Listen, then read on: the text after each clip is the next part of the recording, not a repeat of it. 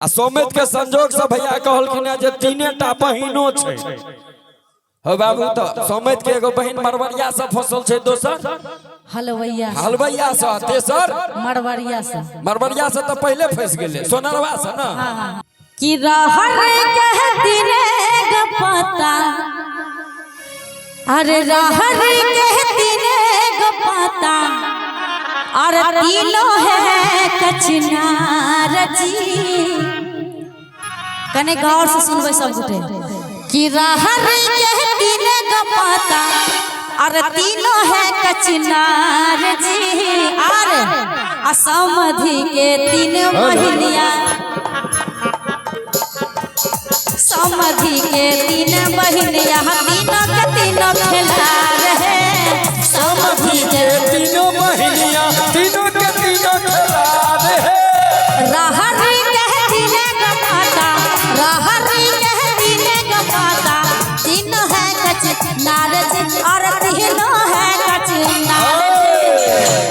समय कहाँ छथिन ये? सुन रहा छथिन, कहियो समेत अही कहलिए डॉक्टर आधा रह गेल रहे त पूरा भ जाय छै, जेहो मान रहे बचल। असमधि के तीन बहिनिया, समधि के तीन बहिनिया, तीनों के तीनों सियार है। समधि के तीन बहिनिया, तीनों के तीनों दुलार है। समधि के तीन बहिनिया, बहुत बढ़िया।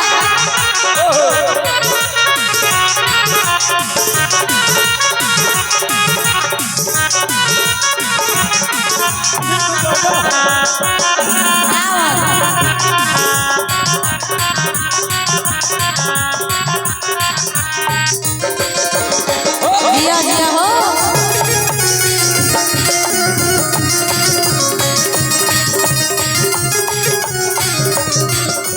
बड़ी फसल मरवरिया के संग में।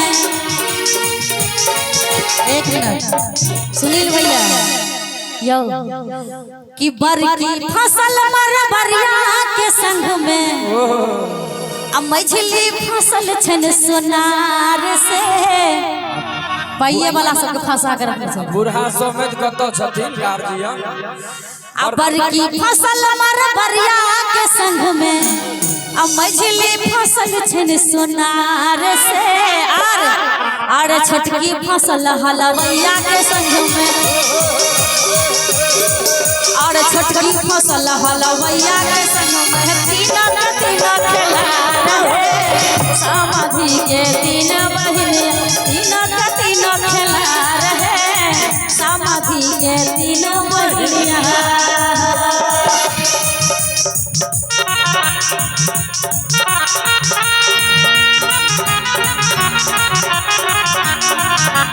और बढ़िया।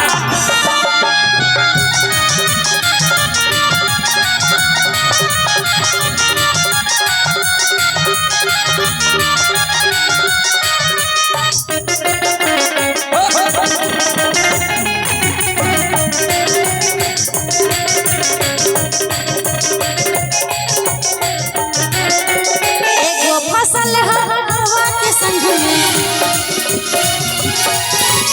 एगो फसल डॉक्टरवा के संग में, दोसर फसल मास्टरवा से। और एगो फसल डॉक्टरवा के संग में, दोसर फसल मास्टरवा से। कि एगो फसल डॉक्टरवा के संग में, आ दोसर फसल मास्टरवा से। और तेसर फसल ढोलकिया के संग में, तीनों के तीनों खेला रहे। तेसर फसल ढोलकिया के संग में, तीनों के तीनों खेला रहे। समधि के तीन, और गाय दियोन सखी बिकिन बिकिन, ई समधि डुबली के है। गाय दियोन सखी बिकिन बिकिन, ई समधि डुबली के है। बाबू सनक बर के मोह नहीं छन, बाबू सनक बर के मोह नहीं छन। केहन केहन गाइड दिन समझी के ये सुंदर सा ना कि बाप सनक पर के मुँह नहीं छन अरे बिल्कुल फेट मुँह फेट है अरे बिल्कुल फेट मुँह फेट है अरे गाढ़े दिलन सखी बिखी समझी डुबली केट है गाढ़े दिलन सखी बिखी समझी डुबली केट है बाप सनक पर के मुँह नहीं छन बाप सनक पर के मुँह नहीं छन बिल्कुल फेट मुँह फेट है अरे बिल्कुल फेट मुँह फेट है गाढ़े दिलन सखी बिखी के गाढ़े दिलन सखी बिखी ये समझी डुबली केट है गाढ़े दिलन सखी बिखी समझी डुबली केट है गाढ़े दिलन सखी बिखी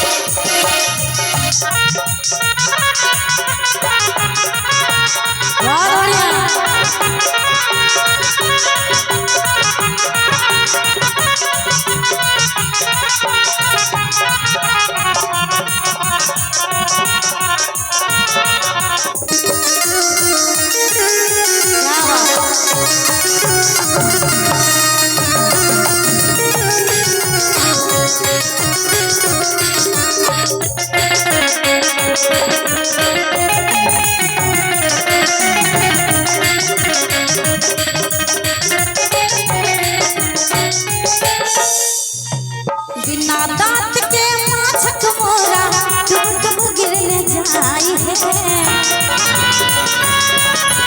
बिना दांत के एक मिनट